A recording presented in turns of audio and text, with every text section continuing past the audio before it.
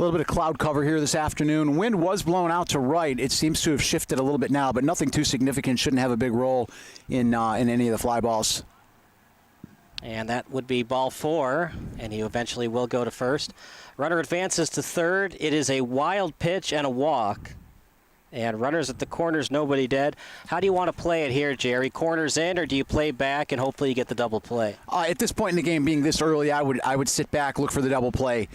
Generally good speed out of your 3-hitter, but again, if you can get that force at second, there's a lot of ball to go. So I would play at double play depth and look to turn something here. As that's outside for a ball.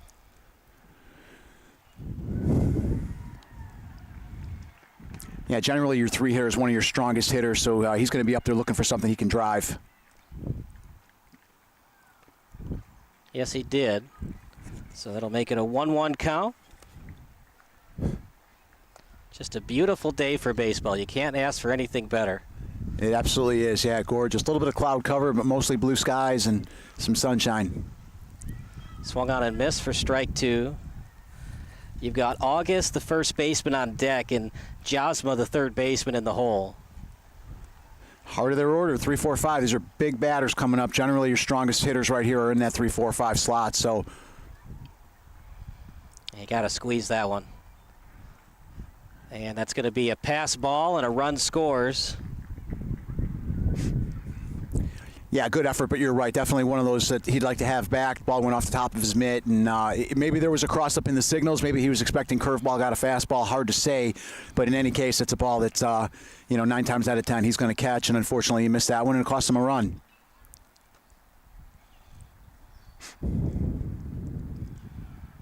In there for a strike, strike 3, and first out of the inning. That's a good pitch. He looked like Greg Maddux on that one. He painted that outside corner. Yep. Well, runner at third, 1 out. If you want to, you could bring the infield in. You definitely could. Again, yeah, absolutely. You definitely could. Again, this early in the game, you might be wanting to sit back and grab the out. And you also got to remember it's the cleanup hitter. You don't want to allow a duck snort base hit to the cleanup hitter. Absolutely. A big boy, too. This looks like a Travis Hafter type of cleanup hitter. Definitely a good-sized gentleman up there looking for something he can drive into the outfield or deeper. I remember when the Brewers were struggling on offense and they put Yuniesky Betancourt in the cleanup spot. That's right. That's right. That's when you know it's not your day in terms of offense. Betancourt was a nice contact hitter, but not known for the power. No. Right down the middle. And that's your pitch, kid. Yeah, that was the one to drive right there. That ball came right in, probably around 80 miles an hour. It gets some good velocity, but right there, and outside part of the plate, you're looking to drive that ball into the right center gap, and he just got under it a little bit. 0-2 to 8 in August.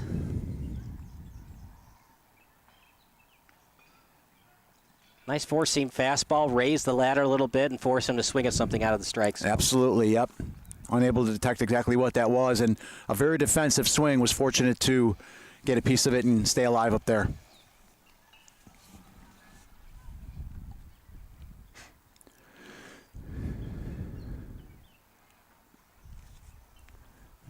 Just missed for a ball. So good pitcher's count here. We'll see if he looks to waste another one to get him to chase outside the zone. 1-2.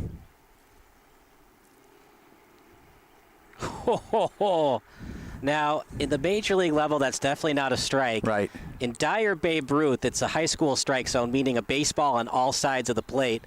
Yes. That looked like a baseball distance. It did. It was a good pitch. It just missed. He got the benefit of the call there. That's definitely strike 3. Not that time. And yeah, that's unless Angel Hernandez is behind home plate, that's always going to be strike 3. So hard to tell, isn't it? Are you a fan of the electronic strike zone that they talk about from time to time? I know they're testing it out in the minors, but are you a fan of that at all? If this guy gets on, we'll talk about it. Otherwise, we'll talk about it in the next half. That sounds fantastic. It's a loaded subject. See, the problem with it is, the major problem with it, let's say a breaking ball crosses the zone, right, but the catcher plays back so it lands in the dirt. Right. The unwritten rule of baseball is the umpire can never call a strike that hits the dirt. Yeah, that's a good point. That's a good point. But the automated strike zone will always call that a strike. Yes, yeah. Yeah, it's a very debatable issue. It's you hate to see. I mean, they're humans and they err like humans. So, but you'd like to see more consistency at the umpiring behind the plate at any level. The other issue is the players like the human element, because the law of probability says if you don't get the call that half inning, you might get it the next half inning. That's a great point. A computer's not going to have a psychological edge like you're saying. So that is a great point. But I also kind of like the robotic strike zone.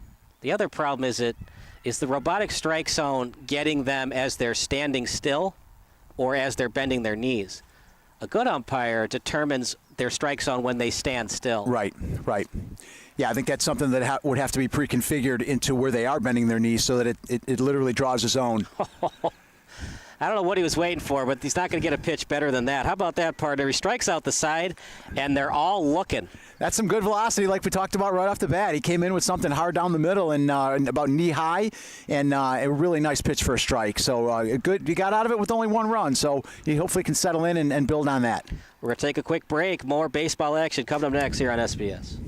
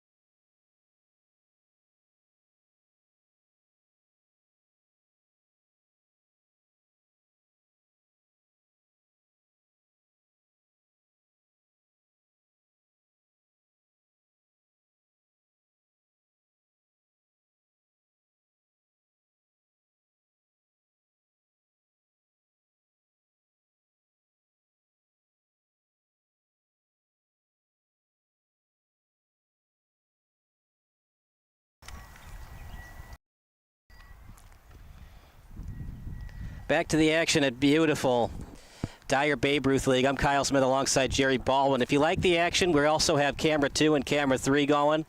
We do apologize if there's any unforeseen Wi-Fi issues at any of the cameras, but we'll definitely work our way through them today. But a 1-0 lead for the Hawks, and they're going to have to work on that in terms of their Bettery teammates today with Reisky pitching and Triesenberg catching. The Demons are going to have to work on that in terms of the pass balls and the wild pitches. Yeah, absolutely. I mean, that just comes down to fundamentals. You want to make the plays that you should make, and pass balls and errors they're part of the game, but you want to minimize those, and the teams that win championships are the ones that can minimize those or in some cases eliminate them. So solid defense will win, especially in a sport like this where it's largely built on defense and pitching. We want to give a big thank you to our sponsors today. Without them, we just could not have this beautiful broadcast that we're putting on for you today. Sponsors Punto and Crane, as well as Rogers Roofing. American Community Bank, as that's a ground ball up the middle. He shoots the box, and no one there to get it. It's a good base hit, came out aggressive, ready to swing, put a nice hit up the middle. Leadoff runner on. Rogers Roofing, its trusted home improvement specialist serving homeowners in and around Northwest Indiana. Rogers Roofing's long track record of successful projects from roof replacement to siding, insulation, and more inspire total confidence, and customers know they can trust Rogers Roofing to provide reliable products and consistently meticulous workmanship. Coming set, a little high inside fastball for ball 1. Many thanks to the sponsors. You're right. This is a really great thing that we get to do as far as delivering a broadcast to, parents, grandparents, friends, family who are unable to be here on this beautiful day, but they're able to watch a professional broadcast and hopefully, certainly hear a professional broadcast with you and I, Kyle. So we're going to do our best to deliver high-end broadcasting here, and thanks to the sponsors for being a part of that. Jake Ganender will try to move him over on this 2-0 count. Oh, you got to wear that, kid. Just a bit inside, huh? I always wonder if players like Don Baylor and Craig Biggio loved getting hit because they got hit so many times. I mean, you get on base, it helps your on-base percentage. That's a great point. You're right. Keeps the line moving. But then there's times you get that high fastball near your funny bone or on your funny bone. It doesn't feel so good. No, and that was back in the day where they weren't wearing full equipment to go up to bat, like they do nowadays. So. And they're going to throw it down to second, but this is just for pride's sake, as it's a walk. Which I was never a fan of. It makes no sense. I always, in my coaching and when I'm teaching players is that I'm looking to see if you're 90% sure you can get that player, you throw the ball. If you can't, or if you're not that sure about getting them, no good comes from that throw. That ball goes into center field, you're giving a base away, and ultimately you're putting a runner on third base. So, I would be a little more cautious about some of the throws. Yeah, especially if it's a walk. I mean, he's already going to first base. Right. He can't be out at second because the walk happened. Right. Yeah. Those are those high versus low baseball IQ moments. Absolutely. Right down the middle. Why do you think these hitters are having such trouble with that pitch right now? Well, he's jamming them. I mean, anything on the inside part of the plate is going to be a tougher ball to hit for most hitters. Some like to turn on it and get ahead of it, but if you've got a pitch coming in on the inside part of the plate with good velocity, it's tough to get. It's tough to get good wood on. They're struggling with that one right down the middle too. They are. That's what makes baseball so great.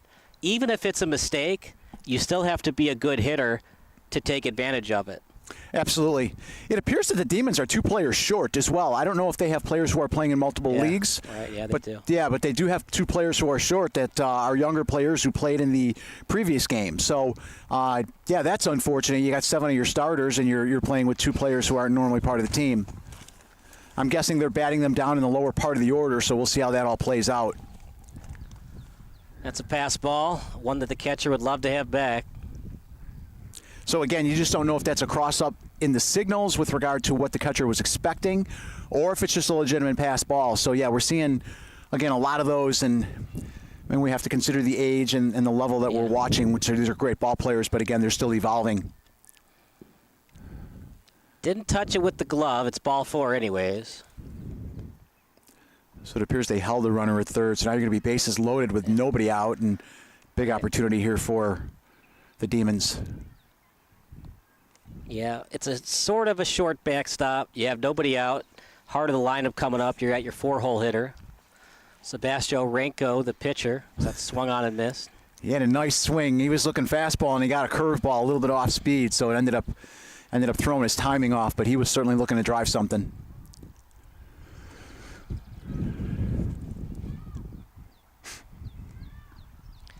Yeah, he might need to wear a batting glove behind his glove because he's having trouble framing and catching right now. Yeah, he's having a tough time. You're right. I wasn't always the best catcher. I would struggle with that at times. Oh, it's a tough spot. It's one of the toughest spots on the field, and they're asked to do a lot of tough things. See, everything has changed, especially at the major league level where catchers are getting down to one knee to frame that pitch. Right. Mitch Garver does that a lot, other catchers. At this level, it's problematic because the umpires aren't as good. So when I'm umping and I see a catcher get down to one knee, he's already at a disadvantage because anything low, I'm going to call a ball all the time. It's a good point, and there's a very questionable pitch right there. That pitch appears to have maybe just missed the outside, but boy, not by much. Here's looks like an errant throw from the catcher back to the pitcher. The ball went into the infield, and the runner from third will score. Reminds me of that catcher from Major League 2. He's having a tough day. He's going to get it together. He's a good ball player, good young man. He's going to figure it out.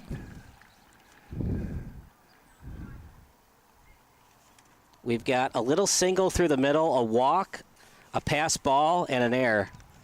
And that's where we stand right now. So it's like we talked about earlier, shoring up these defenses and not letting too many mental errors get a part of you. So runners at second and third. It's a tie game. These are fundamentals, throwing the ball back to the pitcher, catching the ball behind the plate. Again, these are things you want to work on and evolve as you get into the next levels of ball. Right up the middle, and great snag that time by the pitcher in Reisky. And he holds the runners as well. Yeah, nice play. He went up high to get that, so that's a big first out. Because if that ball gets through, it's going to be a tough throw out to first base.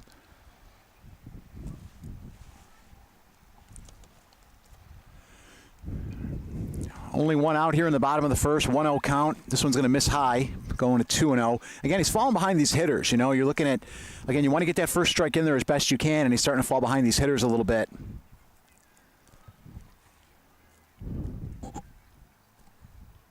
Oof. Well, that time he took one for the team. Never comfortable, but you're certainly right. Hey, it helps out the on-base percentage. It's a great point. Yep, get on however you need to get on. It's the old saying from the movie Moneyball. He walks a lot. He get on base a lot. Do I care if it's a hit or a walk? Pete, you do not. One of the best movies of all time. Probably one of my favorite baseball movies. I think there's a lot of wisdom in there, and Brad Pitt couldn't have been better. Jonah Hill, was he the other one? Yeah, just phenomenal. Just phenomenal. It's I think one of my favorite scenes in there is when Brad Pitt goes in as the GM of the A's into the batting cage with Ricky Henderson. Says, "I'm not paying you $8 million. The Yankees are paying half your salary." Yeah. We're going to take a quick break. You're watching SBS, the broadcasting network for everyone.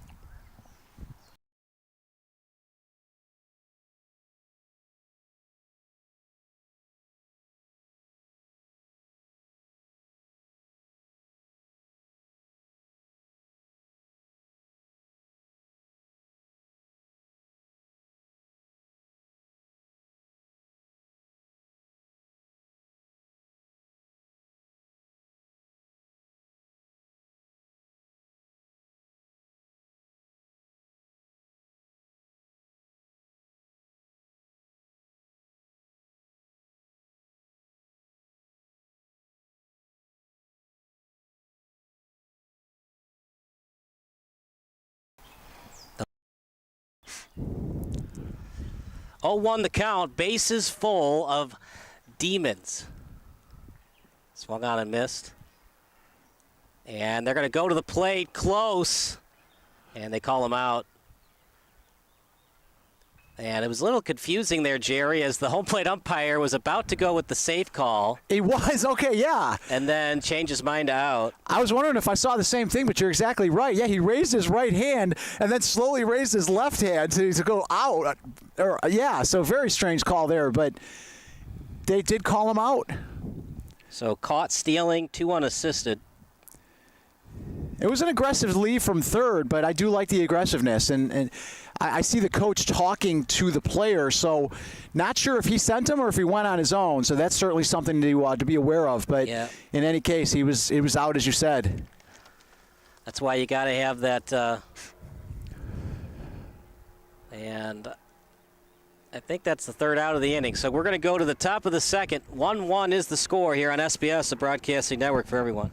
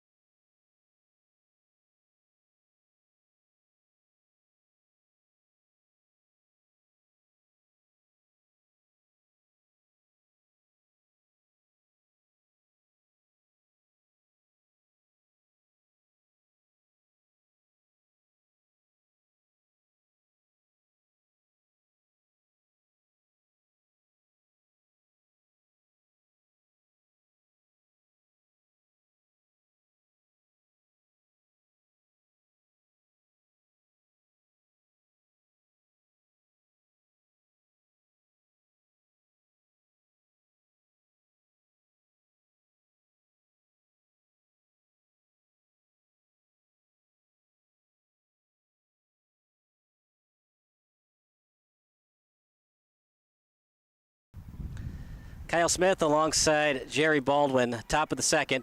And so we were a little bit behind. We were trying to get the broadcast back. It was a strikeout and then a caught stealing at the plate. So that's why there were 3 outs. It was a double play, one of the weirdest ones you're ever going to see. Absolutely. A strikeout, drop third strike, caught stealing 2 unassisted. I don't know that I can't tell you the last time I saw that. So very, very strange play, but aggressive on the Hawks side. So I kind of like sending the runner from third there, but and it was close. He could have been under it, but yeah. So one of the more unusual double plays you'll ever see, but big break there for the Hawks to get out of that inning.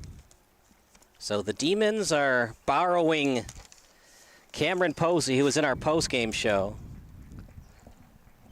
One of the guys, unfortunately, for the Demons, his car broke down. Not too good. Interesting insight. Yeah, no, that's you hate to see that. He'd love nothing more than to be here. That's when you got to take an Uber, right, to get to the game? That's a great point. Your teammates? Absolutely. Well, we'll see what the starting pitcher for the Demons does in Renko. He's coming off an inning where he struck out the side, all looking. He's got a little target there, so that hitter's a little bit shorter in stature, so he's got a smaller target to work with, and he's having a tough time locating the strike zone. I was hoping to see him settle in after that first inning, because you're right, he had some really nice strikeouts, and the balls that they watched go by were good pitches. So, but he's having a tough time finding his center here. Swing and a miss, first strike. That's a good pitch. Good pitch, good velocity. Came back with something right down the middle.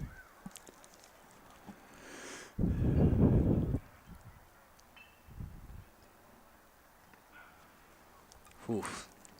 He's got a tendency to paint that corner. He hit the outside part of the plate there. He does. He reminds me of a Greg Maddux or some of these high-level pitchers who can hit those corners really well. In the dirt for a ball. 3-2. Don't lose him here. This is a big pitch. The statistics on leadoff walk scoring is very, very high. So if he's got to come into the zone here with something. Oh. Well, partner, you got to protect anything close, but that was such a pitcher's pitch. That's a beautiful pitch, and it's amazing what you brought up earlier with regard to he's got 4 strikeouts, and they're all looking. Yeah. So he is really painting those corners beautifully. Going to have to adjust. Baseball is a game of adjustments. Absolutely. This hitter also probably standing under 5 feet, so a little bit smaller of a target. So you want to see the catcher frame these pitches really well, give this pitcher an area to throw to, give him a nice target with the glove. He's doing that, and just throw to the glove. In the dirt for a ball. Svetlin up. They've got Navarrete on deck and Darren, who played previously in the hole. Darren's got to be tired. He caught a lot of innings in the game previous. Yeah, that's a great point. That's like a doubleheader. Those are tough to do. A little bit high. Batters are going to have to adjust. They're going to have to swing and force that ball to right field, and of course left field if you're a left-handed hitter. A little bit high for ball 3. Don't lose him here, but don't give him a meatball either. The max pitch count at this level is 105 for any one pitcher. So if they throw 105, they need to be pulled from the game immediately, and then they require at least 3 days rest before they can come back and pitch again. So just some interesting statistics with regard to the rules at this level. I mean, those are the issues with strikeouts, right? You think about how could a pitcher like Mark Burley throw a perfect game? He wasn't striking anybody out, but the plus of that is it's less pitches he's throwing. Right. And that all starts with, like we were talking about earlier, as far as coming in and getting that first strike on the hitter. You know, when I was a kid, did they get him? They called him safe, actually. It was a really close play, but they did call him safe. That was really, really close. Good throwdown from the catcher. Good tag. He appears to have just beaten it out. Because the Demons were saying we got him. Maybe they were trying to confuse the base umpire. A little gamesmanship there. What were you saying about you when you were catching? Yeah. So my manager would ask me, what are the least amount of pitches you want your pitcher to throw, your battle mate? Oh, 9. No. What do you mean? No, not 9 pitches. Do you know how many? No. 3. That's what you want, 3 pitches. Ground ball, fly ball, or ground ball, ground ball. Are you going to get that all the time? Obviously not. But if you strive for 9 or more pitches, eventually you're going to wear your arm out. I like that. That makes total sense, yeah. All the more reason to be able to locate that ball and hit the strike zone. And we're seeing some good things out of the pitcher here with regard to being able to hit these corners. He is definitely hitting the corners. And that's going to miss for ball 4. That's a close pitch. Maybe a little bit high and outside, but certainly really close. So Jerry, it's a field where it dies on the grass. If you're playing on the infield and outfield, you're going to want to play a little bit more shallow. I agree, especially with, seemingly the size of some of these hitters. I would play a little bit in, like you said, cut down some of those base hits over the infield. And until one of them shows that they can drive it over your head, you play in. So I agree. That means anything hit to the outfield isn't necessarily infield fly because the shortstop, third base, and second baseman are all in. Ground ball to the pitcher. They're going to go for 2 for the first out. Great slide at second. They can't get the double play. And they try to get the double play, but they can't get it done. It's a really nice play by the first baseman, though. The second baseman short hopped it into him. He was able to scoop it beautifully, and that keeps the runner at third. That ball gets past him at all. That runner scores from third. So credit to the first baseman. It was a nice scoop on a one hopper. The second baseman had to hurry the throw, and he wasn't able to get it where he wanted to get it. So credit to the first baseman. That's a big save there to keep that runner on third. That'll go back to the top of the order with Silas Pollock. He got hit by a pitch and then stole a base. And then he scored on a pass ball. What are we going to call that, Jerry? Stolen base or defensive indifference? It's going to be one of those. It's going to be one of those, whichever one you like. So I say with 2 outs, defensive indifference. That makes sense. Yeah, that's right down the middle. Even the batter and Pollock didn't argue that one. No, that's another good pitch right there. Again, he's able to locate that ball pretty well. Good steal, though. Does put 2 runners in scoring position. Fly ball, and that's going to be fouled away. Just a beautiful complex. There's a lot of trees around here, so a lot of shade for the players. Yeah, they have the enclosed dugouts here, which I like. So, some fields are a little higher level than others, and you got enclosed dugouts here, which keeps the sun off the players, keeps the wind out of the dugouts. Looks like that one missed a little bit high, but yeah, no, real beautiful field. Great time of year. We got some green foliage out here. It's like Field of Dreams. We got lights here. Beautiful park. Great to be here. Swung on and missed for strike 3. He now has 5 strikeouts through the first 2 innings. We go to the bottom of the second, still a 1-1 tie here at SBS.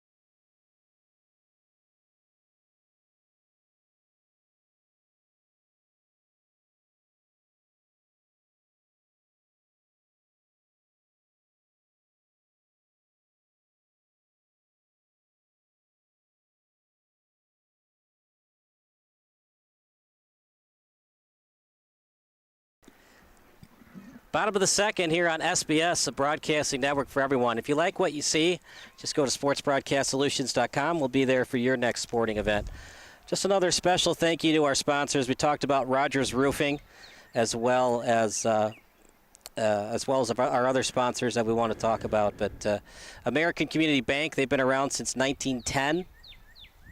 Kelly Beauty, actually one of the sponsors of today's game, one of the teams. Personal Touch Technology, as that's outside for a ball. Check them out at stonepcsupport.com. Puntillo and Crane Orthodontics. Go to pncsmiles.com for more information. And then for Smoothie King St. John, right across from Lake Central High School. As count evened up at 1-1.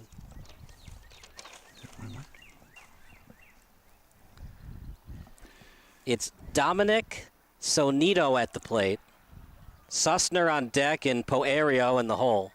At least that's the original lineup. They might have had to change at the last second due to the kid that couldn't make it due to a car problem. Kyle, what number is this hitter? Is this their 7-hole hitter. 7 hitter. Okay, so Both 7, teams 8. batting 9 hitters today. Okay, so 7, 8, 9 here coming up for the Hawks. Right. I'm sorry, Demons. And that can be deceiving, by the way. I remember Burley's perfect game. The last hitter he threw to, the 9-hole hitter, was the all-star in Jason Bartlett. Yeah. He was a 300 hitter that season for the Rays. Well, you know, it's funny. A lot of coaches, a lot of your better managers, they will use that 9 hitter as a double leadoff. Yeah. So that supports exactly what you're saying. You put a hitter, a 300 hitter in the 9 spot, all of a sudden as you're going through the course of the game, he leads off, he gets on, and now you've got your 1, 2, 3 hitters coming up. It can really be advantageous to the offense. So I like that philosophy. It's something I do with my own teams. I do like a double leadoff to be a strong on-base percentage player and some speed so you can move them around. Can you imagine like what Burley was thinking? He's already dead tired. He's done 26 up. As much as I love Burley, he's not Steven Strasburg in terms of the stuff. No. He's not striking out 14 hitters in a game. Then he's got to go up against a 300 hitter for the 27th batter. That's not only a task physically, but then mentally, like you said, because at that point you're mentally tired, you're physically tired. That's impressive. Gets the first out at second. Good job getting down, Jerry. If he had gone in standing up, that would have been runner interference. It would have been, and even with the slide, the way he slid, he almost took out the second baseman. So it was clean, but it definitely prevented a throw over to first. So, yeah, good aggressive base running, and you're right, that would have definitely been interference had he not slid. He just seemed to have slid a little bit late. Yeah. Got to a point where you were wondering if he was going to slide or not. Yeah. You know, baseball is such a beautiful game. We talked about perfect games. And then there's guys like Justin Verlander. Bottom of the 9th inning, they're still throwing 100 and 102 miles an hour. It's amazing, isn't it, what they can do? And I don't know about that one, Blue. That was a little high, but calls it a strike. So that's a pass ball, another one, and the runner does advance now from first to second.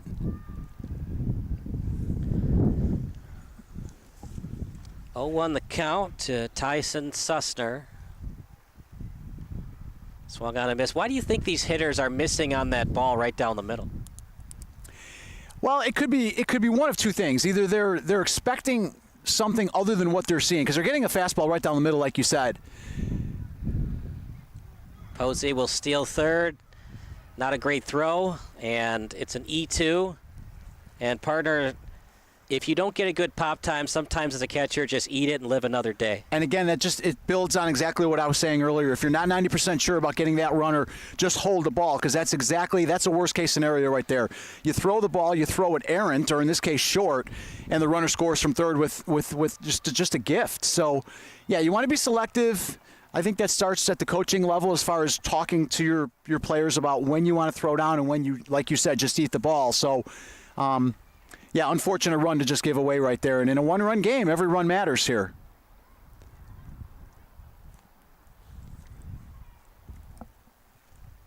2-1 lead in the bottom of the second. Yeah, that's tough on a pitcher, too, because it's a run that really shouldn't have gotten in. Both runs that have been scored for the Demons are via an E2. But to finish your question from earlier as far as why they're missing some of these pitches, again, they might be expecting fastball or expecting curveball, and they're getting something other than what they're expecting, and they're missing it. The other thing, too, could be depending on where they're standing in the box. For a faster, higher velocity type pitcher, you want to move a little deeper in the box, give yourself that extra split second, and they may be standing a little bit too close to the pitcher in terms of where they're positioned in the batter's box. So a couple different reasons you could be seeing what you're seeing.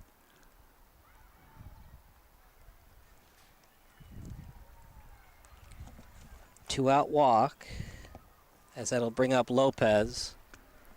He got on via a leadoff walk in the bottom of the first. That's fouled away. You had the empty base there, so it's not the worst walk in the world, but you definitely have to focus in on this hitter now with a runner on third. So if he's able to get this hitter here, he's able to get out of this inning with one run, which unfortunately wasn't his fault.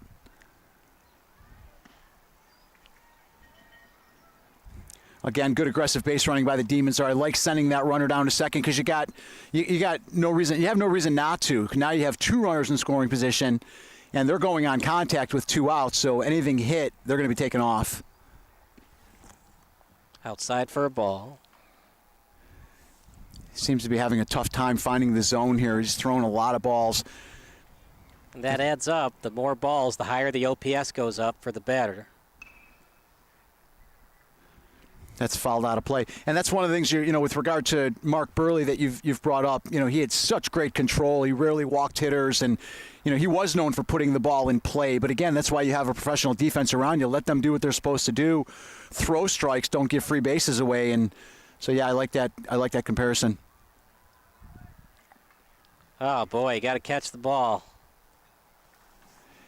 Yeah, runner was going. I think he was probably watching the runner before he was actually watching the ball. So that's a pass ball. Runner will advance to third. That's one of those things. That's why you always put that fist behind your back. And as you see the runner go, put the fist behind your glove so you can get that pop time quicker. I like that. That's good catcher's perspective right there. You've played the position. That's exactly right. And time called by the hitter. Now the umpire doesn't have to grant it. He's a really nice umpire. He asked me, can you guys go at 1? I said yes, and he obviously saw we weren't ready at 1. He waited till 1:15. Pick-off play at third. Gets away. Oh, boy. Gets away. The runner will score. It's just an ill-advised pick-off play. You've got 2 strikes on the batter with 2 outs. I don't understand that. I don't either. Again, we're dealing with players a little bit younger in age, and again, good players, but players who are still gaining experience. Right. But that's a killer run because now it's 3-1, and now the rally continues with the walk. Right. Yeah, you have 2 strikes on the hitter. Just focus on the hitter at that point. That runner's not going anywhere from third, and you had 2 outs. So, yeah, definitely not a well-advised throw. The probabilities of picking him off there are so low that you're almost better off just facing the hitter at that point. So a mound visit, and we will take a break. You are watching SBS, Broadcasting Network for everyone.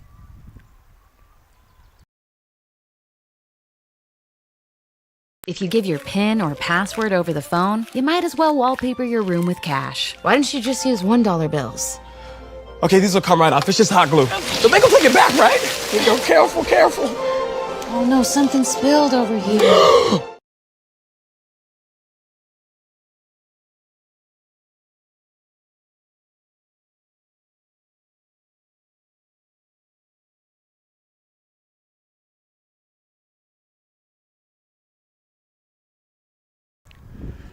A 3-1 lead for the Demons here in the bottom of the second after the mound visit. We'll see what the Hawks can do. Be looking for this runner to take off, and there you go, his first pitch. So, partner, is that a slide step problem? It could be.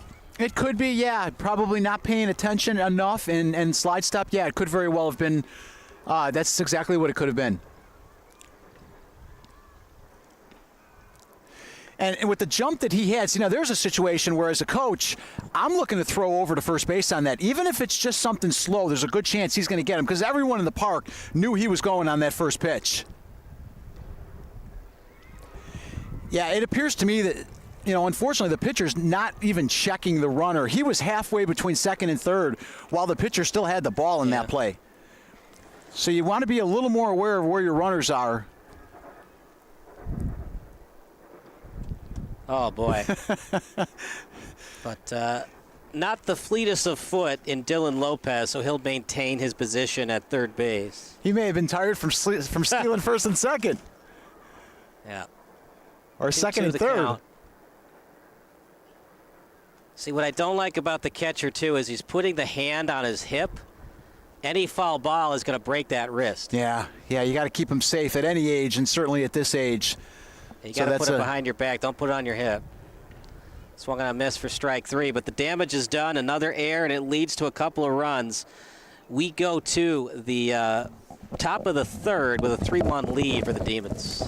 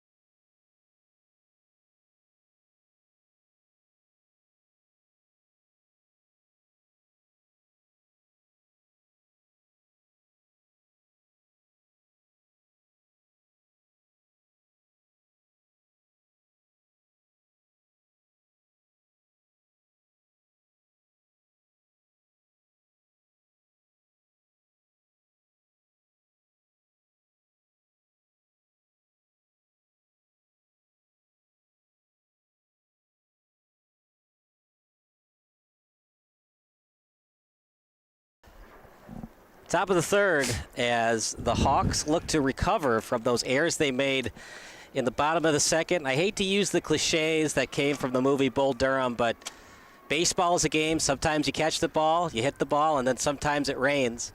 And that's what's happened in the bottom of the second inning for the Hawks. They couldn't catch the ball. They fielded the ball okay, but if you can't catch the ball, you don't win in baseball. As cliched and stereotypical as that is, that's what happened to the Hawks in the previous inning. Yeah, you hate to see him give away 2 runs, and unfortunately that's what happened. So they have an opportunity now to make up for it and get the bats alive here and see if they can generate a few runs and get themselves back in this game. A lot of ball to go here. Beautiful day to be out here.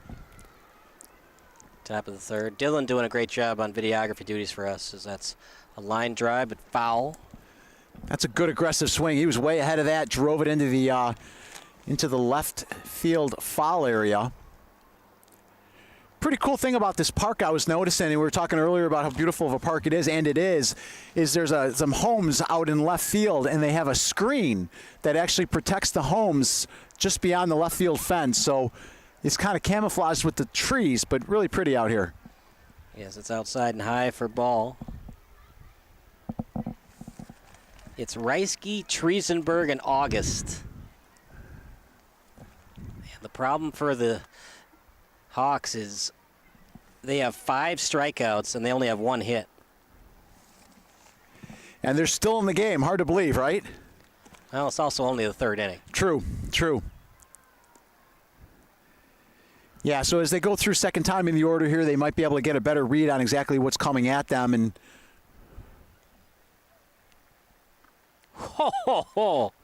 Beautiful frame by the catcher with the snow cone catch. yeah, that's an overpowering fastball right there. He just threw it right down the middle with real strong velocity.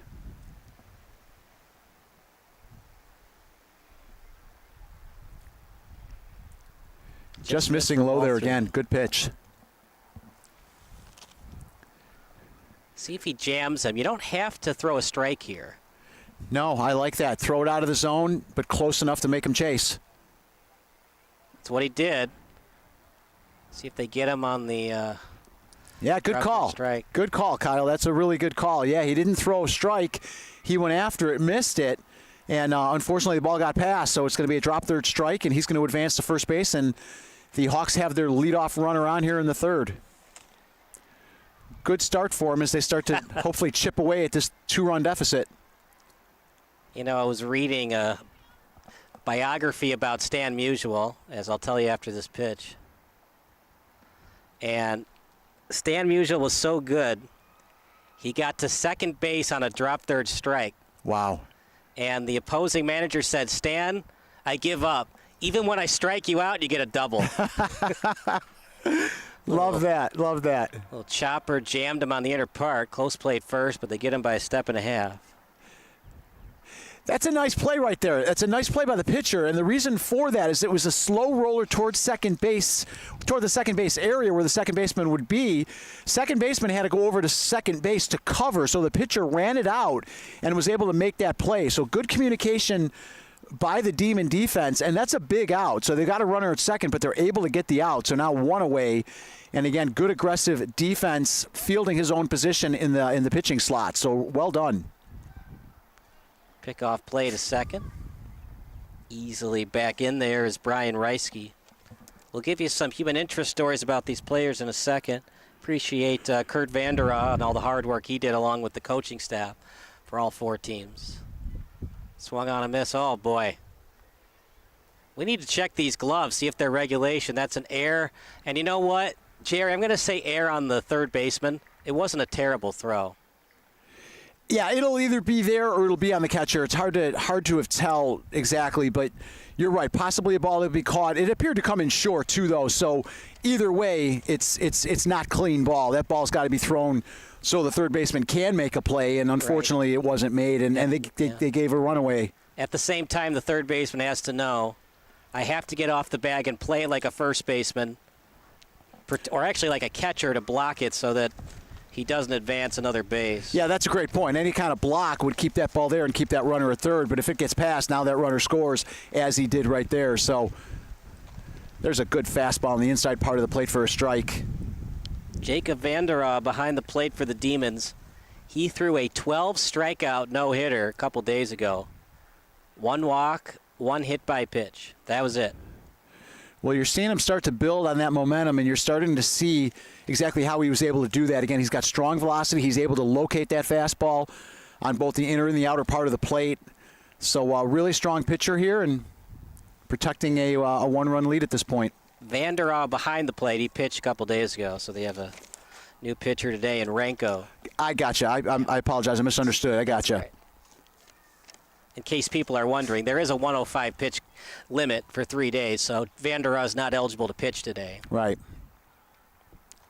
Which I like. You know, you want to keep these guys healthy, keep them fresh. You know, they've got hopefully strong careers ahead of them.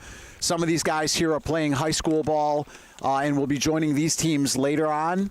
But you've got high school coming up, you've got college coming up, you've got junior college, and who knows, some of these players might even go on beyond that. So you want to keep them safe and keep them growing. They're still growing at this point. This age group, this senior league is 16 to 19. So these are young men that are still, you know, understanding themselves, understanding their game, and still growing.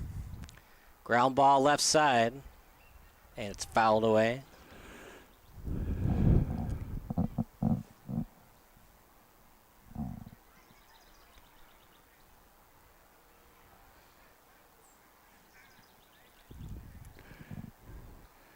Infield's in pretty good condition considering all the rain we've had over the last few days. Outfield, like you said, is slow. Right field specifically is a little swampy, but overall pretty good conditions out there. Down the middle for strike 2. Working on his 7th strikeout if he can finish the deal. And there's that fastball we were talking about as he is able to paint it just on the outer part of the plate there, which is a really nice location. That's a tough ball to catch up to. That one is just absolutely smoked to the outfield. And it's going to be a base hit for Austin Jesma. That's a good piece of hitting right there. So he came back with the same fastball over the outer part of the plate. And, again, as a good hitter, if you're going to get something toward the middle and outer half of the plate, you want to be able to drive it to the right side. And that's exactly what he did, driving a line drive over the second baseman into right field for a base hit. So real good piece of hitting there. Good piece of pitching as well. It's just he came back with the same pitch twice in a row and didn't get away with it the second time. So that'll bring up Gavin Boland.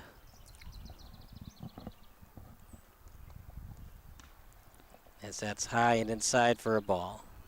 Again, tough strike zone here. You got not a real tall hitter up there, so that strike zone shrinks down a little bit. Important for the catcher to not only frame these pitches, but also to give him a good target to throw at.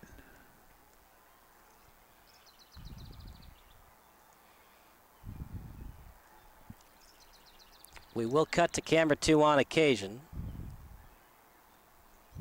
And you can watch it as many times as you'd like. Cameras 1 through 3 today. High fastball. I don't know if that's the pitch you want to swing on 1-0. No, not necessarily. It looked more of a defensive swing than an aggressive swing, so was able to get a piece of it, evening the count at 1-1. But, yeah, out of the zone like that with a 1-0 count, you're looking for something a little more down the middle that you could actually drive. Apologize, it's now 1-2. We missed a pitch. Doing a lot of things today, getting all the camera angles ready. Oh! So that's a devastating curveball right there. That's an example of what we were talking about earlier, where the batter is expecting one thing and gets another. He's looking fastball, and that pitch broke beautifully. Off-speed curveball came in as a strike. Beautiful pitch to end the inning. We're going to take a break. Bottom of the third coming up here between the Hawks and the Demons.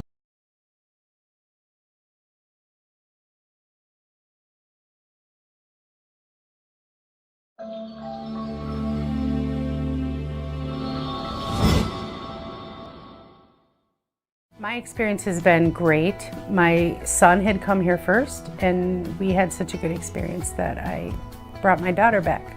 What I love about coming here is that as soon as I check in, it's like 5 seconds in, and they're like already calling me to the back. I do like the girls in the back. They're very nice, and they're fun to talk to. When I first walk in, the welcome staff says hello to me, and I go up there to do the check-in, and then I can sit down if I want. There's charging ports, or I can go to the game room and play games in there. I like how you can brush your teeth when you forget, and then after that you can play games. When I get called, I go back and they do my braces.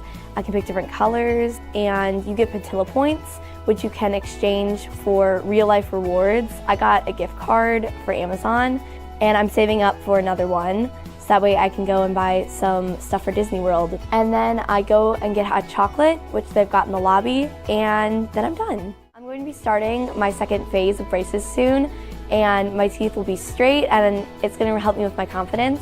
I am looking forward to straighter, better teeth that I can enjoy and show off to people when I smile.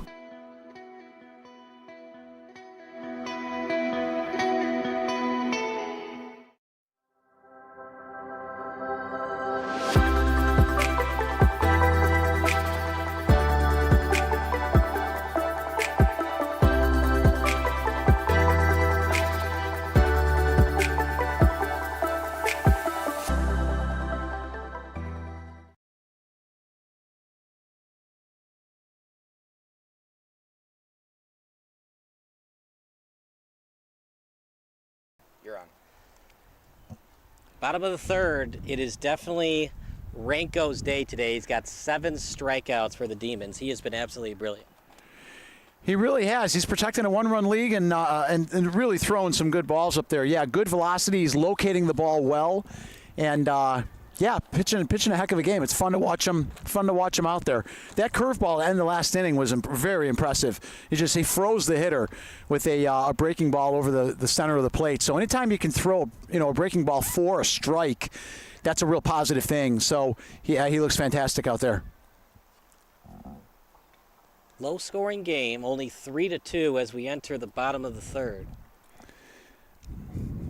Yeah, this is some real good ball. It'll be interesting to see how things continue to progress. Every run at this point will matter. So, again, really tight. We'll see if the Demons can get something on here and enlarge that lead a little bit. It's a good aggressive swing there. Ball just seemingly on the outer part of the plate, just swung and missed, so 0-1, but a good aggressive swing to lead off the inning here.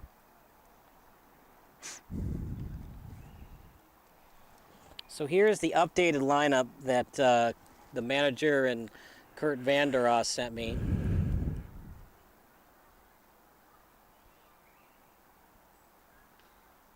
Jake Ganender leading off. Jacob Vander batting second. Sebastian Renko hitting third. Ben Owens in the cleanup spot. Brendan Pochran hitting fifth. Dominic Sanito batting sixth. Tyson Sussner batting seventh. Cameron Posey batting eighth. Eric Greenwald batting ninth. And Dylan Lopez batting 10th. That's a good pitch, the one just before this one. It looks like it's a 2-2 count at this point, and he threw that third one in there for a strike. So surprised to see him miss inside. I'd be looking to go outside with something like that. As that's going to be a ground line drive out. Actually, base hit got through. It got through. All right. Yeah, tough to see it from that angle, but the ball went between third and short.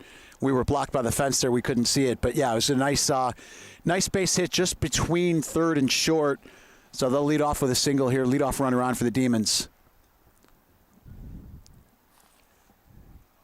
And stepping off, the pitcher in Reisky.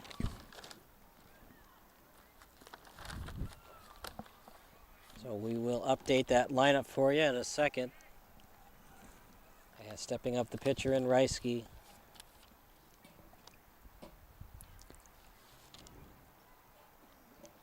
So they moved Gnender to the leadoff spot. As that's going to be a grounder to short. They get him at second for one. And they're able to turn it. 6:43 double play. That's a really nice double play right there. That was well done. Clean throw from the shortstop to second. Second base over to first. The batter looked like he had a tough time getting out of the box, so they got him out by several steps. But a really nice defensive play by the Hawks there to turn that. And the leadoff single goes to waste there as now they have 2 outs. That's what you like to see at this level. Just good fundamental execution. Good pickup by the shortstop. Clean throws. And that's fun to watch. And that's what you want to see more often than not. That's why just throw strikes. Let your defense do what it's supposed to do. Outside for a ball. Well, that's not a great example of defense right there, but that's all right. They can't all be gems. I guess, yeah. But that's what you strive for, right? Strive to be perfect. Belichick never said you had to be perfect. He just said no days off. That's true. You know, as long as you try your hardest and don't take days off, Belichick loves you. One of the greatest of all time. I think a little time off for him will be good. I'll be curious to see what he does in the next year or two if he decides to want to come back. And a lot of people don't know. He's got a great personality if you get to actually really know him. And I think he'd be a good TV person. Oh, he'd be great. He really would with his knowledge. Yeah. Like, when he doesn't have to win football games anymore, you're going to see the real Bill Belichick on TV. Yeah.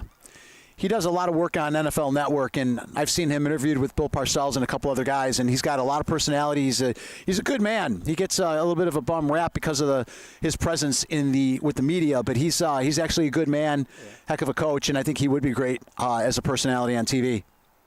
Meanwhile, runner at first, 2 down. You know, it's been a pretty even game. The difference in this game, the Hawks have committed more errors than the Demons. That's exactly what it is. But now they're shoring up the defense a little bit with that nice double play. It's not how you start, it's how you finish. Absolutely.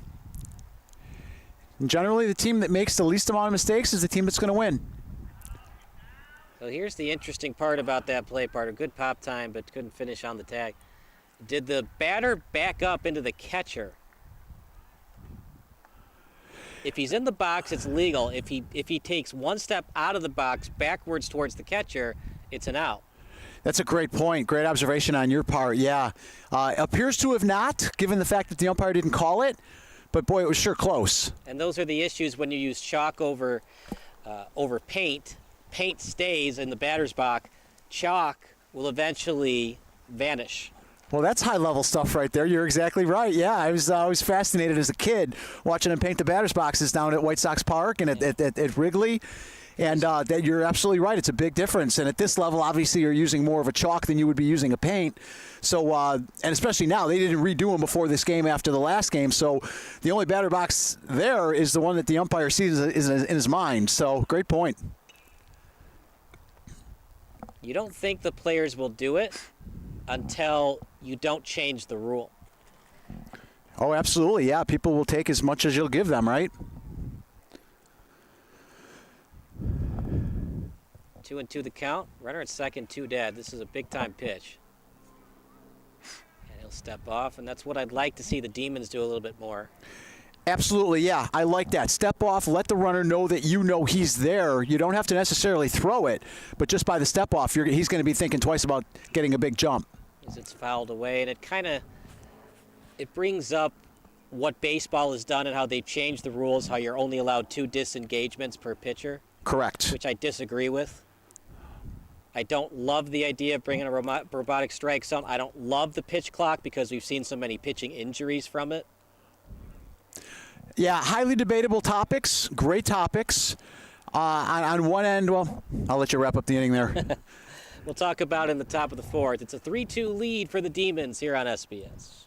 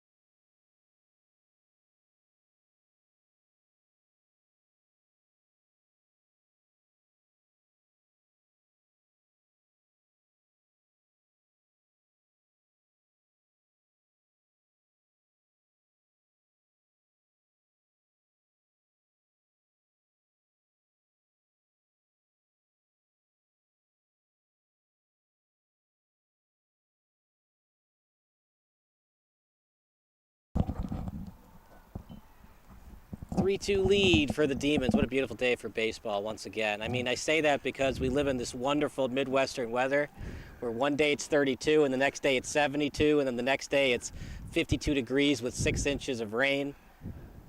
Now we're starting to get that baseball weather consistently, and I love it. Yeah, it is. It's that time of year. Like you said, sun is out. It's a beautiful day. We're starting to be a little more consistent in the temperatures. An early happy Mother's Day to all the mothers tomorrow. We're going to celebrate with a beautiful 80-degree and sunny day. So you're right. The nice weather is definitely coming in a more consistent way, and I know we're all looking forward to that. You know, Parter, we talk about where the game is going, and we've seen all these pitching injuries. Does some of that have to do with the pitching clock, as that's a little liner left side, and did he get on base? He did. Yep. Nobody caught it. It's going to fall in for a hit. It's an errant throw to second base, but the runner's unable to advance. Yeah, in a one-run game, you just can't force it. But what I wanted to ask you, Jerry, is do you think the 20-second pitch clock is leading to pitchers like Shane Bieber and Spencer Strider having arm issues? If we lessen it to 45 or 60 seconds, will those arm issues go down? Yeah, it's... Close play at second, but too high of a throw. Yeah, it's a great question. You know, it's such a debatable issue, and I think it certainly can contribute. I think every incident is specific and every case is isolated. In some cases, though, I think that could absolutely be the case because, like you said, they're not used to throwing as, as often as they are now.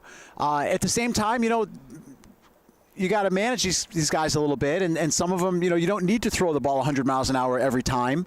So it's very debatable, and it's something that I'm sure they're going to be working on over in the coming years to, keep the game in a manageable perspective so you're not sitting out there for 3 hours and 45 minutes to watch a baseball game while at the same time not letting, your star players, be missing. Because that's what fans they want to see. So, it's a great subject, Kyle. Yeah, and as this pitch clock continues on and baseball continues to evaluate what's leading to viewership versus what's in the best interest of our players, right? I think more changes will be done. I think there's the little things, like I was watching a White Sox game, and it was like a 2-2 or 3-2 count on Andrew Vaughn, and Vaughn didn't get back in time in the box, and they called strike 3 on him for a pitch clock violation. I'm like, is that really the intent of the rule? To ring somebody up for not getting back into the box quick enough? Right. No, of course, yeah. At the same time, you got to get used to that's a breaking ball right there. It was a little bit of a hanger, though, but then again, are you expecting a curveball on 2-2? Right. And when you can throw that for a strike, that is a beautiful pitch. It dropped right in, so that's a big strikeout right there with a runner on second. And what makes pitching so great, you don't have to have the most talent. You don't have to have the best velocity. You just need creativity and confidence. Right, absolutely. Absolutely. If you're confident out there, you can dominate. When you second guess your pitches, you're a lost cause. Doesn't matter if you throw 100 miles an hour. Right. High inside fastball, and got him at third. they did get him. Threw a strike down to third and got the runner trying to steal. So really nice throw from the catcher on that one, and that's a big out. And you're right, the more strikes you throw, the more success you have, the more your confidence grows. And that's why I was looking to see how he would evolve into the second, third, and fourth inning after, kind of finding himself in that first inning, not as consistent as he would like to be. But he's certainly finding himself now. There's a strike on the inside part of the plate as well. So, yeah, that positivity and that confidence is starting to get contagious now. 1-2 the count.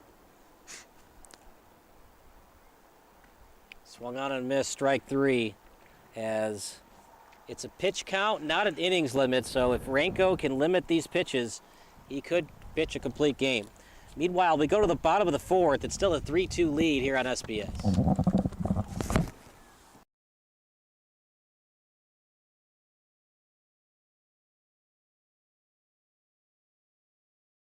Hi everyone, John Rogers here from Rogers Roofing. We are here with our 2023 Roof for a Hero contest winner, Robert Gutierrez. Robert is a Griffith police officer and has been serving the community for many, many years. Robert, congratulations. We're so happy that we were able to do this for you. Tell us a little bit about yourself. Well, thank you for the roof. It's very much appreciated. Family loves it. My name's Robert Gutierrez. I've been a Griffith police officer for 22 years, K-9 for just over 10, almost 11 years, and we are assigned to the patrol division, so we respond to any calls of service that was needed for the police department and the K-9. Wow, that's really interesting. A K-9 unit, so you work with your probably best friend, your dog. Tell us a little bit about your dog. Yes, he actually came from just west of Mexico City. He's 3 years old. His birthday is actually Cinco de Mayo, May 5th. He is assigned again to me in the patrol unit, so any calls of service that we have to go to, he goes. We go through narcotics detection, tracking for people, whatever that the patrol division needs services and help, we are able to provide it. That's terrific.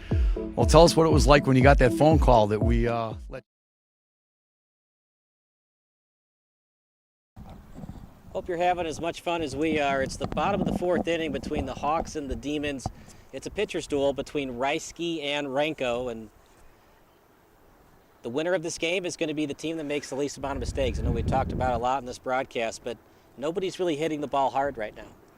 No, well, again, we're seeing two dominating pitchers, and that's why we're not seeing the ball get hit a lot. So, it's going to come down, like you said, to the team that makes the least amount of mistakes on defense and the team that can execute the best on offense, meaning get that leadoff runner on, be aggressive with some steals. I haven't seen a bunt yet in this game. I saw a real nice bunt in the last one. I haven't seen anything yet so far, so that's something that we might want to be looking for going forward in this game. If we get a runner on first, if they're able to steal, look for a steal. If they're able to maybe move that runner with a bunt, that's another way to go. So, and it was funny. It was one of the four hitters in the last game I was watching where he went up and he laid one down beautifully down the third base line. And so, yeah, it's going to come down to some strategy and which manager is going to be the most creative with regard to offense, at least at this point, unless one of these teams starts hitting.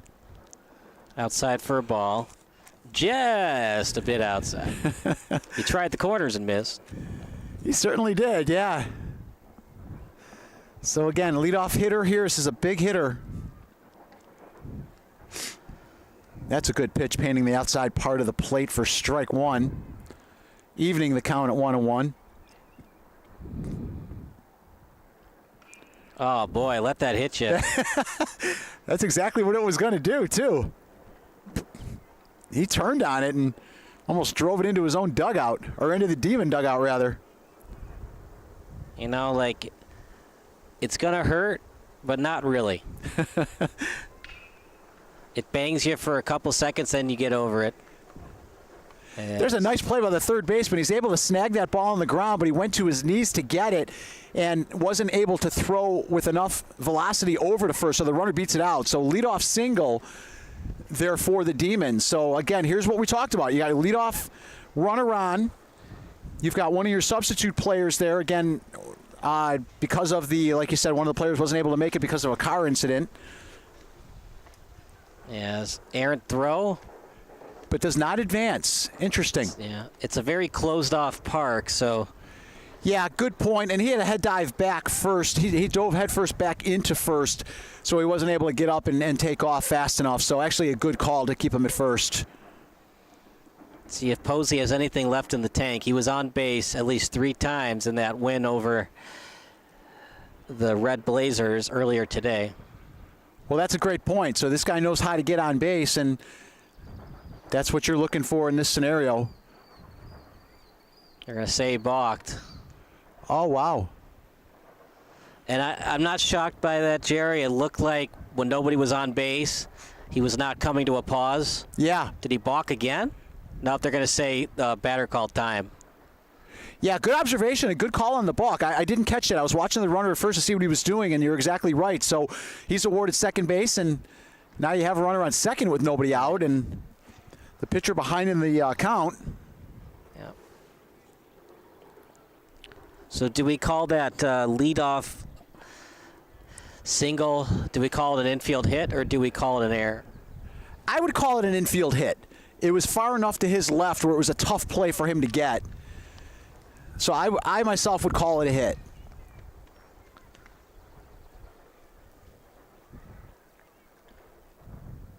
Don't lose him here. Posey's a good hitter. Anything on the ground is going to be a tough play at first base. Oof.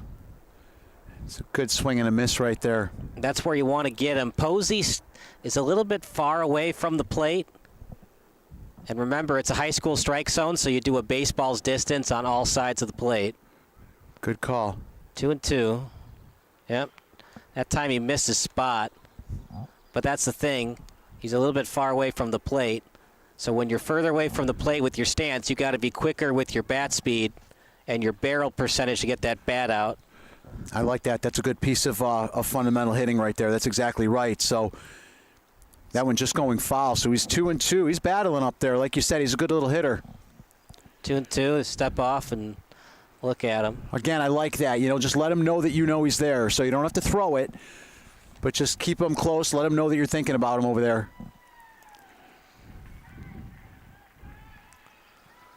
2-2. Posey has a job to do. Got to get it to the right side to get him to third base. Ooh, you got to wear that, kid. Misses on the inside part of the plate. Or the inside part of the zone, actually. He was definitely inside, far inside. 3-2. He did not pause, by the way. And here's the problem, too, Jerry, is once you call a balk, once you've established that, you have to keep calling it. And I know you don't want to award runs or change complexion of ball games by advancing runners to third base and home, but a balk is a balk. It's like in basketball and any other sport. When you're inconsistent with your calls, that's what ticks off managers and coaches. Oh, absolutely. Yeah, no, you're 100% right. Yeah, if he's going to call it on one, he's got to call it on the other or continue to call it on the one who's making, the balk. So, yeah, that's on the pitcher and on the coach to make sure that he's, pitching correctly and staying within the guidelines and the rules of what he can and can't do out there. So, because you're absolutely right. You want to see consistency out of the umpire, so for sure. That's ball 4. Posey will gladly take the walk. The positive of that, Jerry, is now you have a force at 3 bases, and the infield fly is in effect. It's a great point. Yes, yeah. First base was open, so not the worst walk in the world, especially with a good hitter like you're saying. So, yeah, infield here is at double play depth, which is where I would be, and then check that runner at third if, in fact, they do turn the double play. Why do you think at the big league level we don't see double steals anymore? That's a great question. I would say it has more to do with the quality of the hitters now. You know, so many guys are able to drive the ball and hit balls for home runs that I think they're relying more on that. You would think with the large bases, like last year we saw a dramatic increase in steals, but why they're not double stealing, that's a good question. I don't know. I myself would be. So I think it's a great question. I like that. I like that thought. There's a big strikeout, by the way. Got him swinging, so it's a big out right there. Runners on first and second, able to strike him out. That's a big first out for him. 25 takes the lead off second. Pickoff play. Threw it into center field. So, again, I liked what he was doing earlier with regard to just looking back, you know, and he's diving head first back. He apparently thought he might have a chance at getting him, and instead he threw the ball into center field. And again, with him diving back to second, he was unable to get up and be able to advance in time. So no damage there. Fakes the bunt. And remember, you do not have to poke at the ball. If you have the bat over the plate and you don't poke at it, it's not a strike. That swung on and missed. Yeah, I like the idea there about the bunt. You know, any way you can move these runners to second and third and give your next two hitters an opportunity to enhance the lead, I think that's a positive thing. Just mishitting him, 2-1. Yeah, that's one, like you're saying, you'd like to see him have one of those forearm guards out there and take one off the forearm, yeah. Very close to being hit again, 3-1. And now you get to a spot, if you're a pitcher, first base is technically open. I don't want to give up a grapefruit here. Right at the knees, nice pitch. It was a nice pitch. That's borderline call, but you're right. It appeared to have crossed over the plate just at the knee, so yeah. Good pitch. Remember, it's not a major league strike zone either. No, it's not. Ball 4. Yes, sir. And now the Hawks are in a whole heap of trouble. Yeah, they certainly are. With only one out, Demons have a chance here to add on. Bases loaded, one out. And the Hawks are going to talk about this at the mound.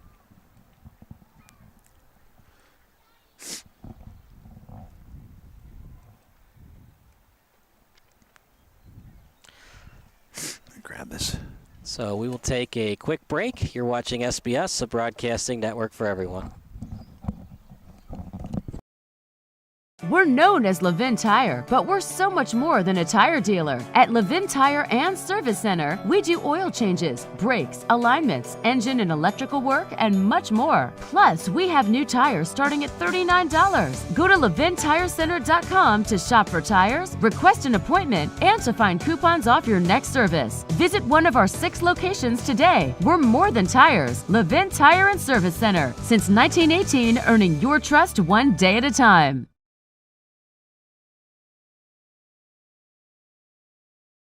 Action at beautiful Dyer Babe Ruth League Field, as that's in there for a strike. I want to say a big thank you to all the interns that work today. It's not easy driving to Dyer. Some people live around here, but some people don't. You guys got the experience you wanted, and also you're having fun. But I do appreciate all the hard work that you've done today, so thank you guys so much. Thank you to all the sponsors today. And thank you to Mother Nature. You finally cooperated for once. Great day to be out here. It's a lot of fun. Got some good company, got some great ball, and a beautiful day to be out here. So definitely enjoying the time. Grapefruit right down the middle. As it's going to get to the outfield. 2 runs will score. And Posey, he's got to get that monkey off his back part. It was taking a long time to get the home plate. Yes, yeah. Big hit, though, so that's going to blow it open a little bit here. I think we're looking at a 5-2 game now. 2 big runs by the Demons. Good base hit through the left side of the field. And so, yeah, Demons taking advantage.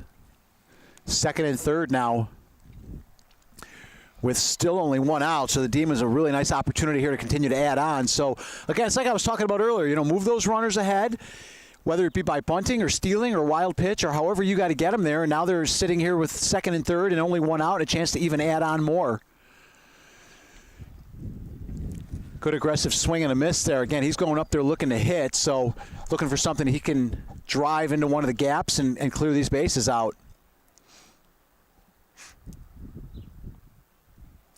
Good look over to third. I like that. Look him over to third, run over that way, but don't necessarily have to throw it. There was no play there anyway, so just let him know that you're seeing him. Outside and missed. 2-1. That's a good take, good fastball, just missing over the outside part of the plate.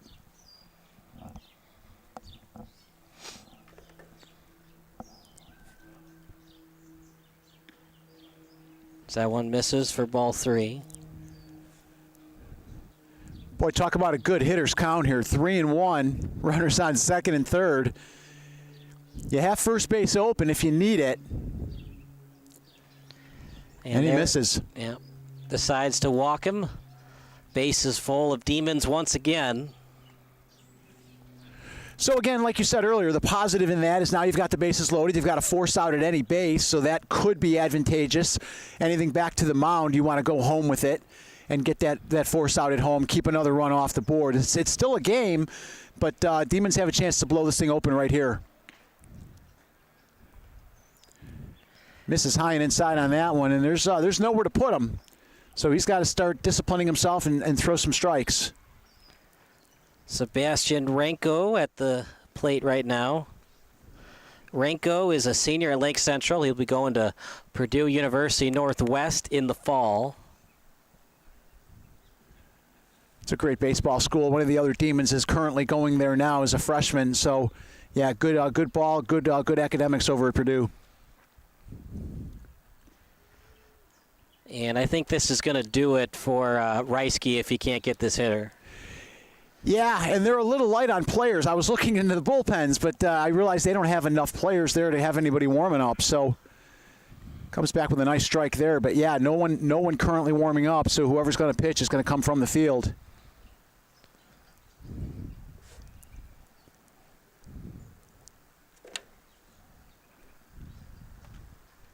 And that will be ball 4. And it's a 6-2 lead now for the Demons. Again, Demons have a real chance here to just add on. So there is a slaughter rule at this level of 10 after 5. We're a ways away from that, but that is something to be aware of.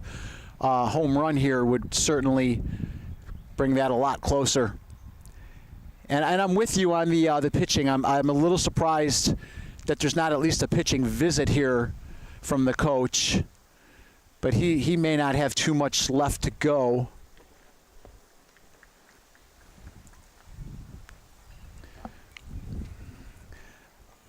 Again, this is, I believe, their third game of the year, so they're still early in the season. Should have some fresh arms out there. 2-1 the count with Ben Owens at the plate. He got hit by a pitch and walked, so no official plate appearance yet. Wind starting to pick up outside for a ball. Yeah, that's a good day, though, getting down to first base no matter how you do it, right? He get on base a lot. Do I care if it's a hit or a walk? Such a great line, such a great movie. Moneyball. Right. The problem with the movie is the A's had a very talented team. Miguel Tejada, Barry Zito, Mark Mulder, Tim Hudson. Yeah, they had a great team and a great run for that period. Like Eric Chavez hit 34 home runs that season. That streak was something I wasn't aware of at the time. Was it 21 games they won? 20, and 20? Then the Indians broke it. Sorry, the Guardians. Can I call them the Indians? I say formerly the Indians. How does that work? I think you'd have to call them the Indians because that's what they were back in the day. That's what they were at the time, right? Yeah, in 2017. Yeah, so I would go with Indians because that's what they were known as at the time. So here's that pitching meeting that I was talking about. So give him a break, a chance to refocus, or we're going to see a pitching change. Yep, that's the second mound visit, so they'll have to go to the bullpen, and we'll be back here on SBS. We're known as Levin Tire, but we're so much more than a tire dealer. At Levin Tire and Service Center, we do oil changes, brakes, alignments, engine and electrical work, and much more. Plus, we have new tires starting at $39. Go to levintirecenter.com to shop for tires, request an appointment, and to find coupons off your next service. Visit one of our 6 locations today. We're more than tires. Levin Tire and Service Center. Since 1918, earning your trust one day at a time.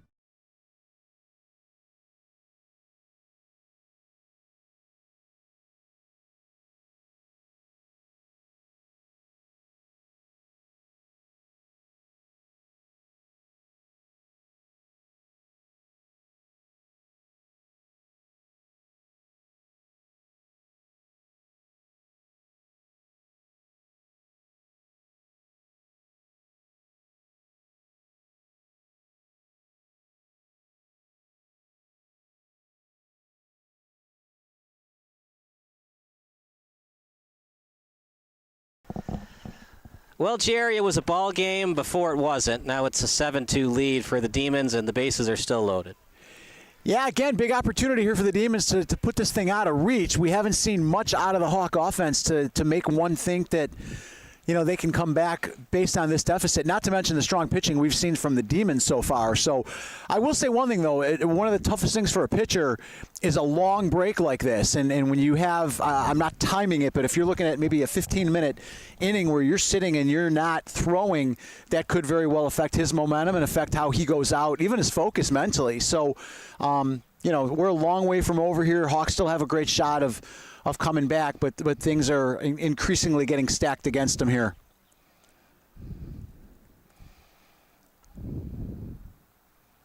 And what's confusing, too, partner, is both teams are down some men. So there's like a mixture of jerseys today. There's red and blue and black. And green. We even got green out there today. Yeah, we got a little green. Yeah, no, you're right. It is. It's tough to... Hey, that's youth baseball, right? Things happen, so... But you're right. It can get confusing, especially from our perspective. Yeah. The problem is things have been happening to the White Sox. That Phillies-White Sox game where Lenine Souza was at second base, and the Phillies pulled the double switch at first and third base. Phillies did a straight steal, and Lenine Souza threw it in the stands. Wow. So both runners scored. Yeah. Not exactly what the White Sox were trying to do on that play. No, and it's like we said, right? Crazy things can happen at all levels of baseball, and you know those are major league ball players, and to see a ball get thrown into the stands is certainly not the norm. But they're having that kind of year, so. Yeah. Like when a team is struggling like the Rockies, Marlins, and White Sox, usually at the major league level, you don't want to pull the first and third double steal. Right. But when those teams you're playing against them, that's when you try to do it. Absolutely. I still remember that Rockies-Cubs games where the Cubs pulled the double steal on the Rockies, and there were like 20 throws on a pickle, and the Cubs still scored. Wow. I think that was Corey Patterson's rookie year.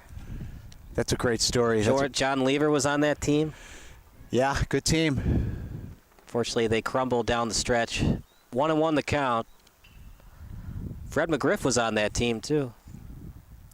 Yeah, that was a good period. Good period for the Cubs. They're starting to put it back together now. The Cubs have a nice ball team. I saw they were, I think, 4th favorite in MLB by Vegas to power rankings. So they're looking good. They're playing some good ball. They got some good players. They got some players back healthy in a couple weeks, and hopefully they can continue to build on their momentum. Eventually, the Dodgers got to do it, right? With all that talent. Eventually, it's going to happen. Well, you would think, and it's starting to happen now. They've won, I believe, several in a row now. So you were kind of waiting for it to all start to gel, and it certainly is. It is now. So, yeah, it's a loaded ball team, and they're starting to execute on the field. So, I like the way the Dodgers do their business, and they're off to a great start, and they're really starting to catch fire now, like everyone was expecting. Pop fly, and it'll be an infield fly. Yeah, that's a good grab. That's a big out right there for the Hawks. So they needed that badly, and that'll bring it to 2 outs now. So they bat around, and this will now be the 11th hitter of the inning. And it's funny, we were just talking about, how long a pitcher can sit before he has to get ready to go.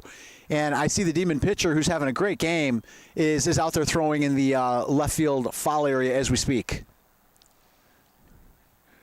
So again, you always wonder how bad umpiring impacts youth ball players. It's kind of pitches like that, which is clearly a ball. It's expanding out of the zone. There's not a lot of heat on it. There's not a lot of rise action on it. It's not a great four seam, but the batter swung at it. Well, why did he swing at it? Hit by a pitch. That'll be an RBI the not so fun way. Yes, yes. And it is just unraveling right now for the Hawks. But you're right. Inconsistent umpiring can cause players to start going outside a zone that they would normally go or have been taught to stay within. So, no, you're right. There's definitely an effect to all of that. You swing at pitches you would normally swing at, then you get into bad habits. Right, exactly. And you hate to see that, especially at the youth level where they're still trying to develop fundamentals and develop their own game. At the same time, you do not want a major league strike zone at the high school level and, of course, below that. Like you said earlier, you just want consistency. Yeah. As best you can do it, you want to see consistencies across the board with balls and strikes, balks, outs, everything. And it's tough, especially in other sports, consistency. Basketball's the toughest. Here's a ground ball left side. Well, unfortunately, he's not able to make that play. So what happened there is I think he took his eye off the ball because a runner going from second to third ran right in front of him. And that's a really difficult play for an infielder to make when they have the ball coming at them and you've got somebody running across in front of you. So that's exactly what happened there. Runner was going 2 outs, so the runner's advancing from second to third on a ground ball to short. And I think he lost his focus and it went off his mitt and he had to eat the ball. So one of the drills that I do with some of my softball girls is I will hit them ground balls and I will put I will put people in front of them who are there just to distract them so they get used to not being distracted when they're picking up a ground ball. And that drill would have worked well right there because unfortunately that I think is why he was not able to pick that ball up clean. That was a fairly routine ground ball. 0-2 to Greenwald, 10-2. Believe it or not, the score was once 3-2. Swung on and missed. Greenwald expands the zone. The inning is finally over, but not before 7 runs cross home plate. We go to the top of the 5th. It's all Demons here on SBS. If you give your PIN or password over the phone, you might as well wallpaper your room with cash. Why don't you just use $1 bills? Okay, these will come right off. It's just hot glue. So they can take it back, right? You go, careful, careful. Oh no, something spilled over here.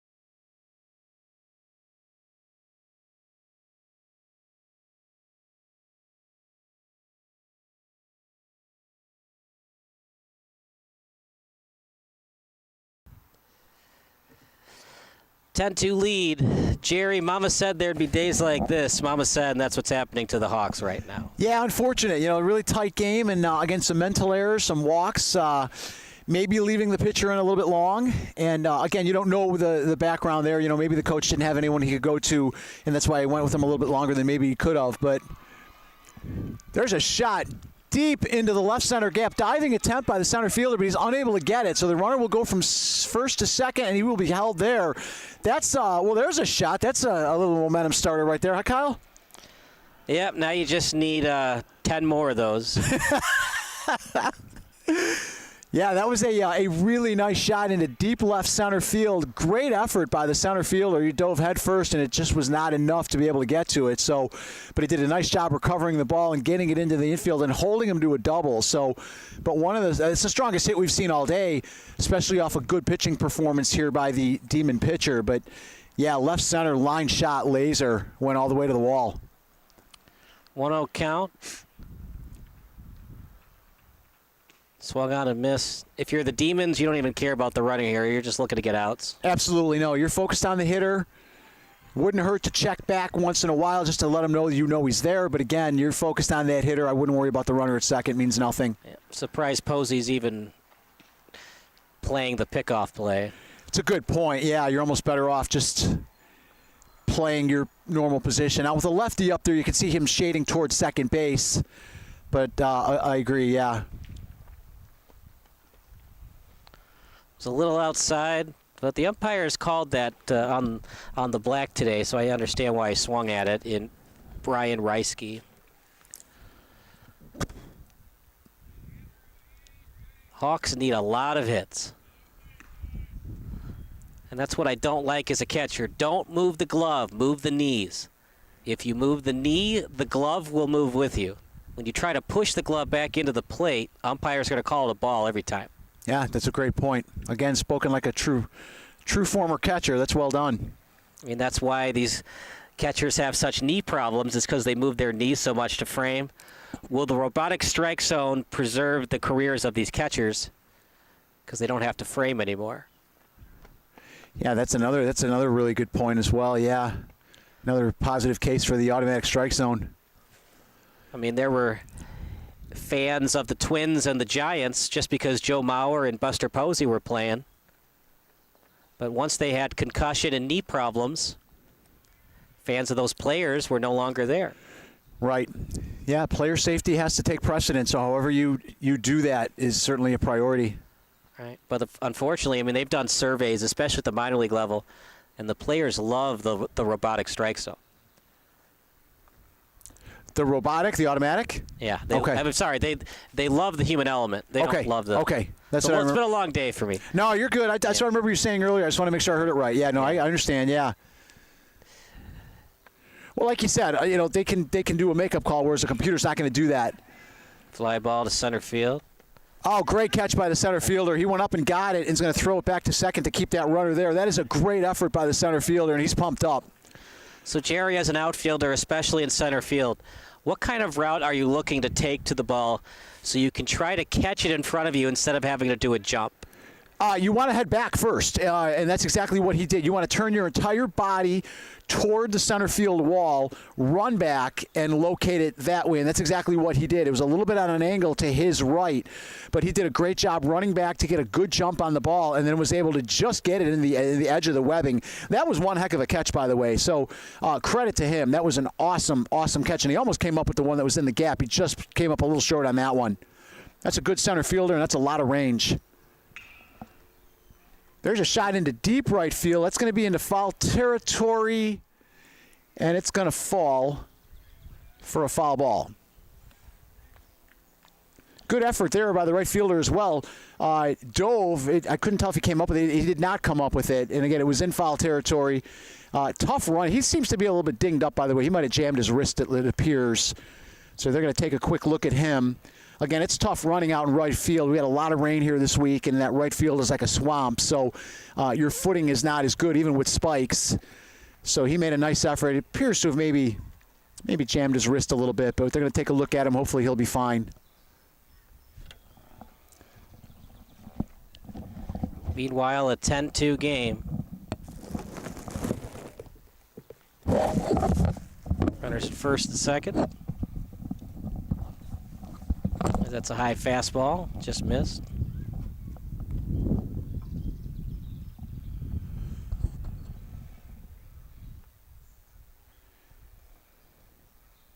Yeah, they're walking him back from right field. They're going to pull him, actually.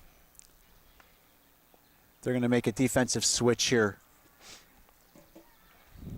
Hopefully he's okay, nothing serious there. He made a real nice effort going after that ball. Just came up a little bit short.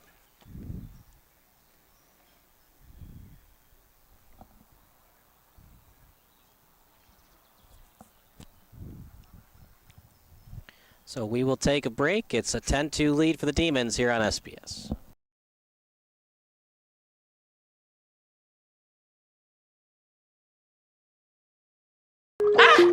I just saw super low interest rates on Facebook. Maybe I can refinance my butter hot tub. Yes on the butter, no on the link, Karen. Social media scams rob Americans every year.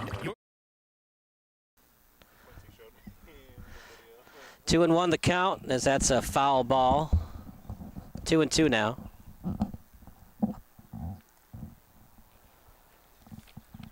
Well, partner, it's 16 to 18-year-old baseball.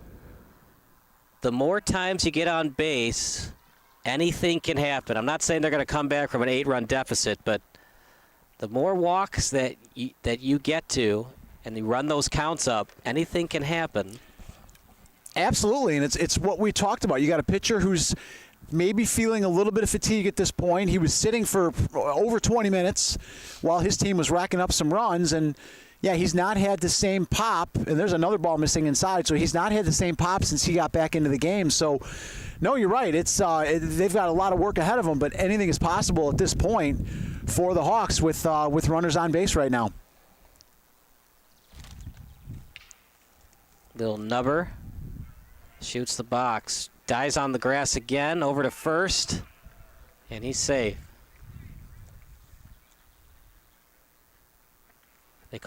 Jerry, did they call him out? Yeah, you know what, Kyle, they did. I'm looking at the base umpire. They did call him out. It was very, very close. If it's you and I doing an MLB game, we might be challenging that, but let me confirm. Yes, they did call him out at first base, so yeah, he is out at first. Really close play. So I believe that will go to 2 outs at this point. You know, it's interesting how baseball got the myth. Tie goes to the runner. Umpires don't get paid anything extra to be friends towards base runners. You either beat it or you didn't. That's a great point. I love that. Yes. If in doubt, he is out. That's one approach. There is no tie to the runner. Now, if umpires get paid extra, they might like base runners more. There you go. They don't care too much about batters and base runners. They love pitchers because pitchers get you outs. And the only way you get to go home to your wife, girlfriend, whatever you need to do that night, you got to have quick outs. I will say the throw over to first was coming at him like a rocket, so good velocity on the throw, and that's how they were able to get him by possibly a half a step, because if that ball's thrown any slower, that runner's safe. But nice throw with good velocity over to first base. Foul ball. So the Demons are keeping it right here, protecting that large lead that they have at this point. Runners at second and third. Ball's going to die on the grass, and what the outfielders need to understand is you have to charge it hard. You're probably going to have to barehand it if you're going to try to get him at the plate. But you're up by 8 runs, so you might just hit your cutoff man. Outside for a ball, make it 2-2. Yeah, and they are playing it at fairly shallow at this point. I'm noticing where the center fielder is. I like the fact that they're moving on each hitter. Any good ball team, regardless of level, their outfielders, their infielders will move on every batter. So there's a fastball for strike 3. Go to the bottom of the 5th. The Demons are 2 runs away from finishing off the slaughter rule.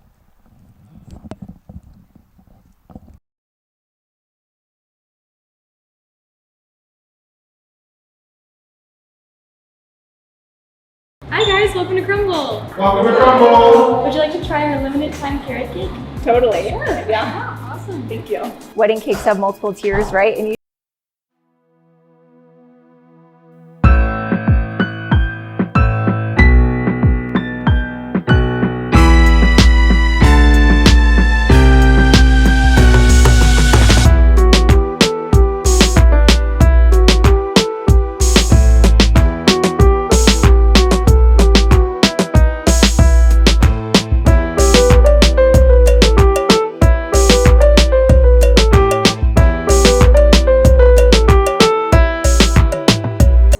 house. No raisins. Holla. Good job, Crumble. So this is only available through Saturday before Easter. Make sure you come in and get it while it's here.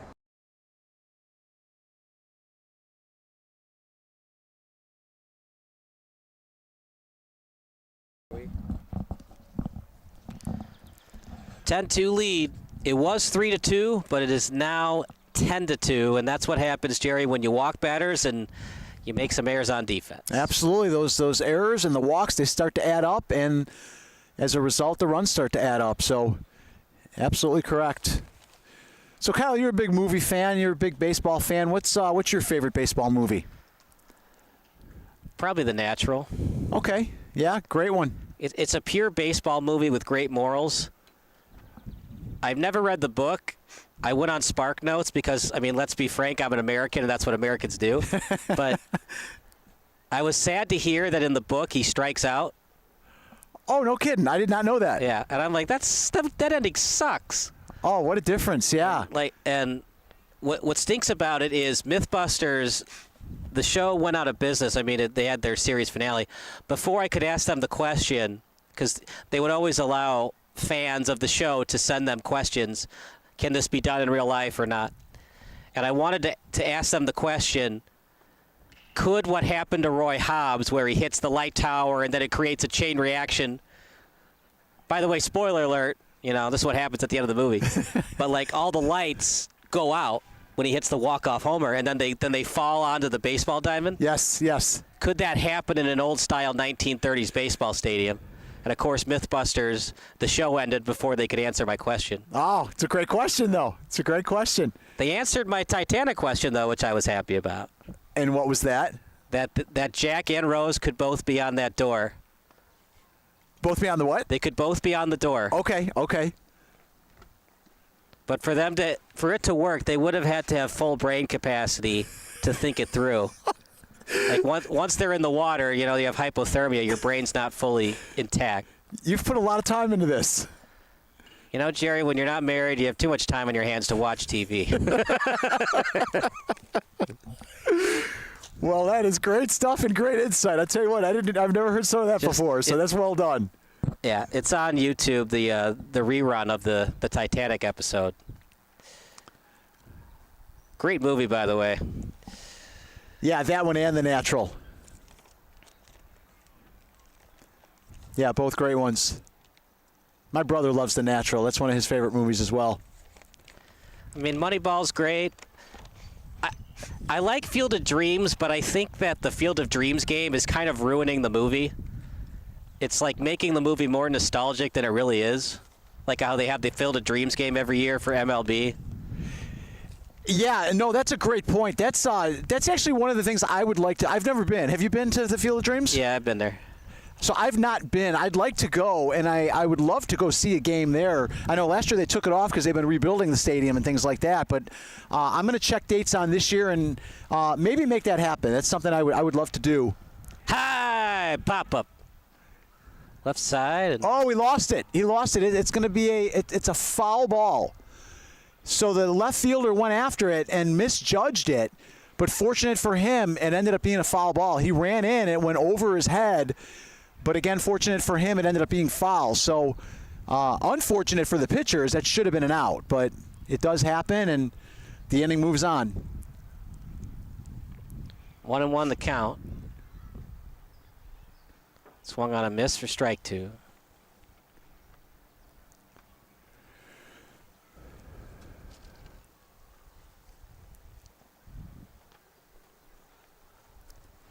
Demons looking to add on here a little bit. Got a commanding lead, looking to add on to that. And like you said earlier, we could see a complete game from their pitcher who's been really strong, having a great game, pitching very well.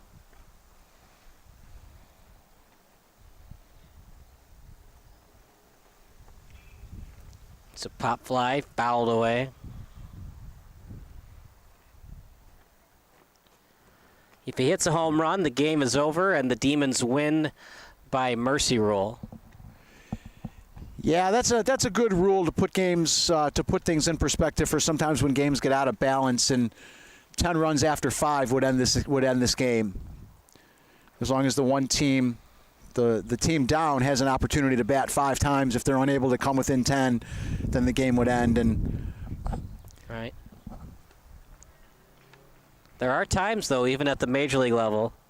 So how about this for a factoid? The Mariners tied the all-time, well, the all single season record of wins. They tied at 116 with the 1906 Cubs. But during that season, they were up 12-0 to the Cleveland Indians. And they lost that game on a walk-off hit, and I believe it was by Omar Vizquel. If they had won that game up by 12 runs, they would have beaten the single season record by the 1906 Cubs. That's a great piece of history. I did not know that. That is amazing.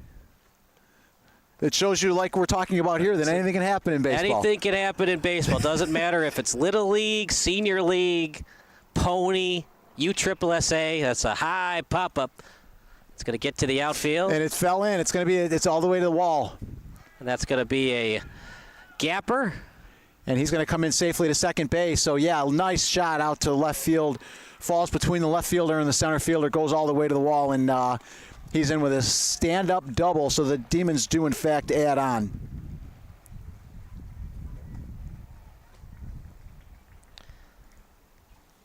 So 11-2 the score. As another base hit would put this one away. Don't go anywhere. The post-game show brought to you by Pentillo and Crane Orthodontics. We'll follow this one. Just not enough strikes thrown by the Hawks to stay in this one. No, unfortunately not. And some good hitting by the Demons. They're starting to read the ball well. Again, you're going through, third, fourth time through the lineup here. You're getting a better read on the pitcher, and you're starting to see the ball a little clearer than you may have seen it the first or 1 or 2 times up. And then they've hit some shots. 3-0. I was looking up the actor of The Natural, Robert Redford. Again, one of the finest actors of of a past generation, but he was amazing in that movie. Put some really strong movies together. That's ball 4. Yeah, Hawks just don't seem to have enough today. A little bit tough with the pitching, a little bit tough on the defense. Weren't able to generate really any timely hitting, and good effort, but just a little bit outmanned today by the Demons. Catcher looks dead tired. He's down to one knee, and he can't even get his hand behind his back. That's a lot of ball. It's a lot of ball for one day. You're right, and so unfortunately, it is what it is, and we've got ourselves a 11-2 score. We appreciate everybody watching. Hope you enjoyed all our camera angles today. We pre-record everything as well if there were any Wi-Fi issues. High missed. You could even see in the velocity of the balls coming in now. What may have been upper 70s, early 80s on the at the outgo of this game is starting to diminish now too. So anything to the outfield will end this game. Base hit will definitely end it.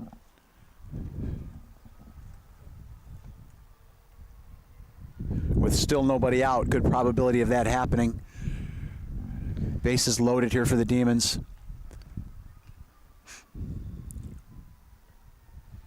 Just missed.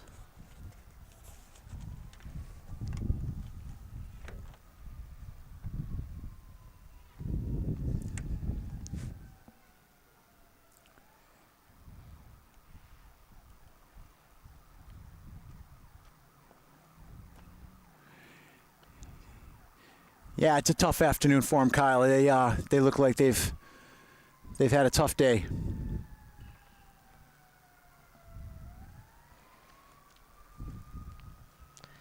Full count. Fouled away. Staying alive.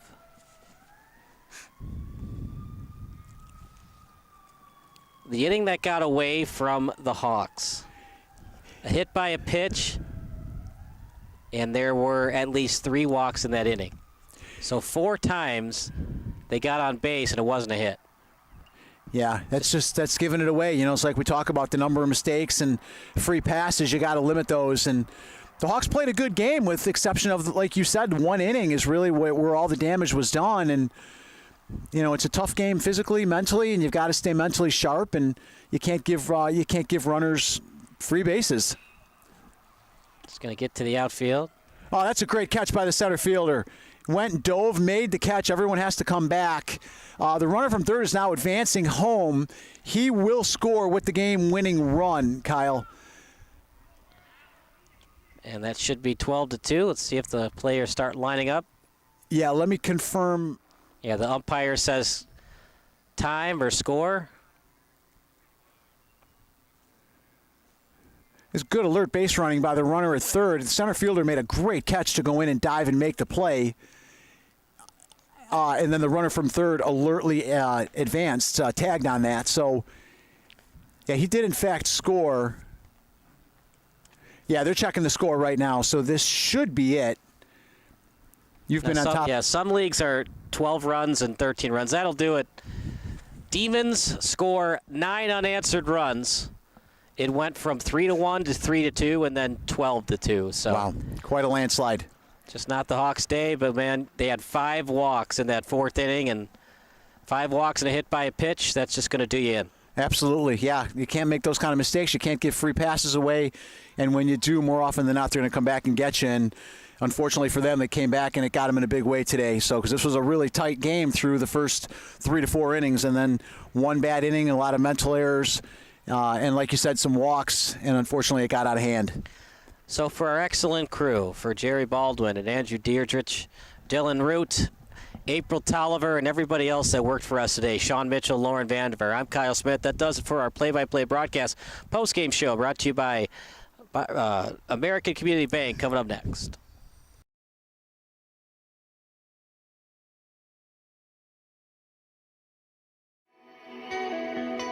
All of us at Pentilla Crane Orthodontics know the importance and the impact that a smile can have on our patients, and we are committed to delivering that smile to them that's going to last for a lifetime. So what sets PNC apart from every other practice is the focus on the patient. I think it's the people that sets Pentilla Crane Orthodontics apart.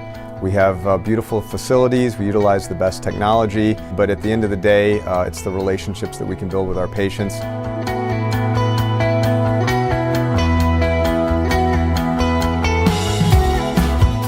My experience has been great. My son had come here first, and we had such a good experience that I brought my daughter back. One unique thing about orthodontic treatment is it's over a long period of time.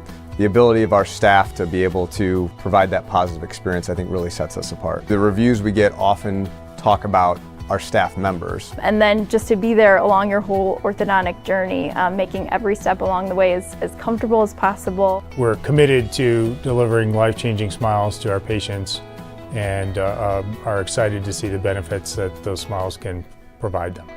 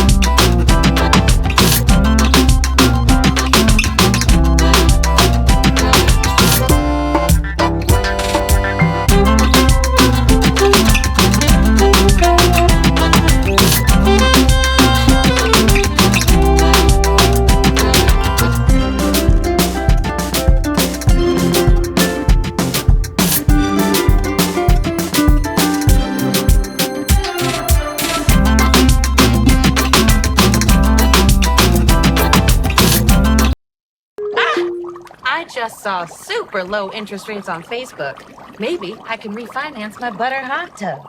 Yes on the butter, no on the link, Karen. Social media scams rob Americans every year. You're giving away your money to a hacker in a hoodie. That's a negative stereotype, and we don't appreciate it. I'd like to speak to their manager. You're actually the manager of protecting your identity. Learn more at banksneveraskthat.com. Okay. Gary, we need more baguettes.